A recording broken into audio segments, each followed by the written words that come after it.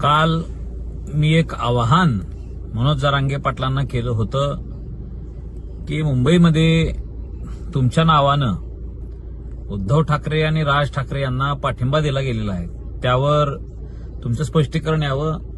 या गोष्टीनंतर मनोज जरांगे पाटलांनी पुन्हा एकदा असं म्हटलं की मुंबईमध्ये ठाकरेच पाहिजे, आणि असं म्हणून मनोज जरांगे पाटलांनी प्रत्यक्ष अप्रत्यक्षरित्या ठाकरेंचा प्रचार करण्याचा उद्योग केलेला आहे.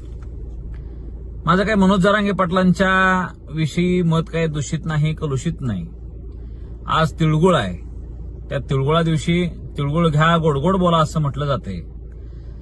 पण मी तिळगुळ घ्या, नुसतं गोडगोड बोला यापैकी मी माणूस नाही.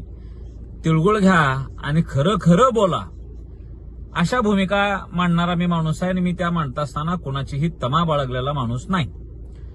म्हणून मी एक सांगतो की मनोज जरांगे पाटलांना मुंबईतल्या सत्य परिस्थितीचा अभ्यास नक्कीच असणार आहे.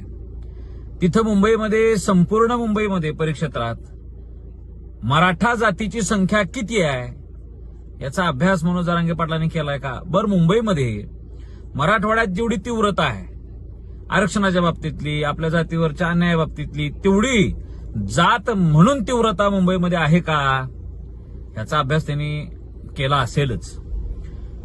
ज्या माणसानं आधी सगळ्यात पहिल्यांदा त्या प्रशांत सावंत नावच्या माणसानं प्रेस घेतली, त्या प्रेसमध्ये प्रशांतने असं सांगितलं होतं की 3 माणसं गोळा होऊन की आमचा मराठा क्रांती मोर्चाचा ठाकरेंना मुंबईत पाठिंबा आहे. बैठक झालेली होती का? मनोज जरांगे पाटील प्रत्येक वेळेस सुद्धा विचारतात की बाबा मी कुठेही गोष्ट करताना समाजाच्या आधी बैठक घेतो आणि बैठक घेऊन मी माझ्या भूमिका जाहीर करतो, आधी समाजाला विचारतो. मग तसं राज ठाकरेला आणि उद्धव ठाकरेंना पाठिंबा देत असताना मनोज जरांगे पाटलांनी मराठा समाजाची बैठक बोलवली होती का? आणि त्यांच्या माणसाच्या तोंडाकरवी तसं बैठक घेऊन सांगितलेलं आहे का? नाही, आम्ही मुंबईत ठाकरेच पाहिजे ही भूमिका सगळ्या समाजानं सांगितली आणि मी जाहीर केली, असं ते झालंय का? हाही प्रश्न आहे. माझं अजून एक तिसरं म्हणणं आहे की जर समजा आपल्याला राजकीय भूमिकाच घ्यायची आहे तर मंगेश साबळे सारख्या माणसाला आपण का पाठिंबा देत नाही? तो तर बिचारा दिवस रात्र झटलेला होता.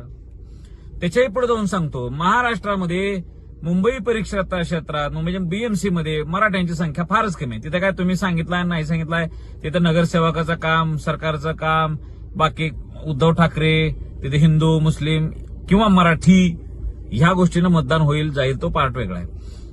मनोज जरांगे पाटलांचा खरा प्रभाव कुठं आहे, जे धग कुठं आहे? मराठवाड्यात आपल्या. मग आपल्याला संभाजीनगरमध्ये का बोललो नाही आपण की इथं संभाजीनगरमध्ये हा अमुक पक्ष पाहिजे? नांदेडमध्ये आपला मराठा समाजाचा प्रभाव आहे, तुम्ही बोलला तर त्याचं काय वर खाली होऊ शकते, तिथं आपण काय बोललोय का? जर फार जाऊ द्या, बीड महानगरपालिकेमध्ये आपण काय भूमिका सांगितलीय का? झाकरत काय सांगितलं असेल तो वेगळा आहे. जालन्यामध्ये कुठला समाज, कुठला पक्ष पाहिजे ही भूमिका घेतलीय का? कोल्हापूरमध्ये, सांगलीमध्ये असं नाही. मग मुंबईतच काय घेतलंय? बरं, मुंबईत तुम्ही ठाकरेंचा म्हणताय का? बरं, ज्या ठाकरेंनी मराठा क्रांती मोर्चाच्या वेळेस मूक मोर्चाला मुका मोर्चा म्हणून अशी एक विक्षिप्त ही तयार केली होती. बरं, तुमचं असं म्हणणं आहे का की बाबा मुंबईमध्ये आम्हाला ज्यावेळेस सरकारनं दाना पाणी बंद केला होता, आमचं काय खायचं प्यायचं बंद केलं होतं, त्यावेळेस ठाकरेंनी असं पूर्णपणे मराठा समाजाला धान्यांची, अन्नधान्याची कोठार खुली केली आणि ठाकरे उघड मराठ्यांच्या बाजूने आले, असं झालंय का? तर नाही. त्याही वेळेस सन्माननीय एकनाथ शिंदे साहेबांचे चिरंजीव खासदार श्रीकांत शिंदे साहेबांनी ज्यावेळेस तो व्हिडिओ जो आहे व्हायरल झालेला, तो व्हिडिओ माझा आहे की बाबा आता इथं आमचे बंडाळ व्हायला लागलेले आहे, पण तुम्ही पण बोलला, जरांगे पाटील पण बोलले, आणि महाराष्ट्रातून सगळ्यात पहिला जर मदतीचा फोन कुठून आलेला असेल तर तो आमच्या धाराशिवच्या एका गणेश नावच्या पोरानं, ज्याचं हॉटेल आहे मुंबई पुण्यामध्ये, त्यांनी म्हणले की आता आपण यंत्रणा घेऊन येणार, आम्ही भूमिका घेतल्या. त्यानंतर कराडमधल्या लोकांनी, कोल्हापूरमधल्या लोकांनी, आणि ह्या सगळ्यांच्या बरोबरीनं आधी जर सगळ्यात पहिल्यांदा फोन करणाऱ्यांपैकी कोण असेल तर ते श्रीकांत शिंदे साहेब होते.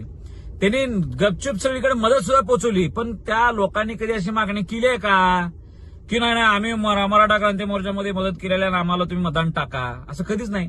मराठा क्रांती मोर्चा असो किंवा आता तुम्ही आंदोलनाला बसल्यानंतर, जरांगे पाटील आंदोलनाला बसल्यानंतर जवळपास 100-150 पोरांनी आत्महत्या केल्या. त्या प्रत्येक घरात एकनाथ शिंदे साहेबांनी कुणाला जगाला मार्केटिंग न करता मदत पोचवलेली आहे. करोडो रुपये स्वतःच्या तिथं आपल्या सामान्य कुटुंबाच्या मध्ये पोचवले. आमच्या तानाजीराव सावंत साहेबांनी पोचवले.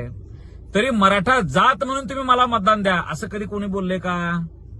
मग आपण मराठा जात म्हणून एखाद्या पक्षाला फेवर करण्याचं कारण काय? या बाबतीत सुद्धा मराठा समाजानं चिंतन करण्याची गरज आहे. अरे आपले पोरं उभाच आहेत, सगळीकडे उभे आहेत. फक्त मराठ्यांच्या मतदाला द्या. तुझा पक्ष कोणता, हा कोणता, तो कोणता म्हणू नका. पण मुंबईत ठाकरेच पाहिजे हा आग्रह कशासाठी? मुंबईत एकनाथ शिंदे पाहिजे. अरे आपला मराठा समाजाचा आहे शिंदे साहेब. का नको? का ठाकरे पाहिजे? काय कमी केले शिंदे साहेबांनी? त्यांच्या पक्षात सुद्धा मराठा आहेत. भाजपमध्ये पण मराठ्याचे पोर आहेत. उद्धव ठाकरेंच्या इथं मराठा पोर आहेत. राज ठाकरेमध्ये पण मराठ्यांची माणसं उभे असतील. तुम्ही मराठा समाजाचे जर नेते आहेत तर तुम्ही मराठा समाजाच्या पोरांना निवडून द्या असं म्हणा ना. पण हे करत असताना आग्रह मनोज जरांगे पाटलांनी ठाकरेच पाहिजे वगैरे असं फेवर कुणाचं हे करू नये. समजा ते जिंकलेच तर ते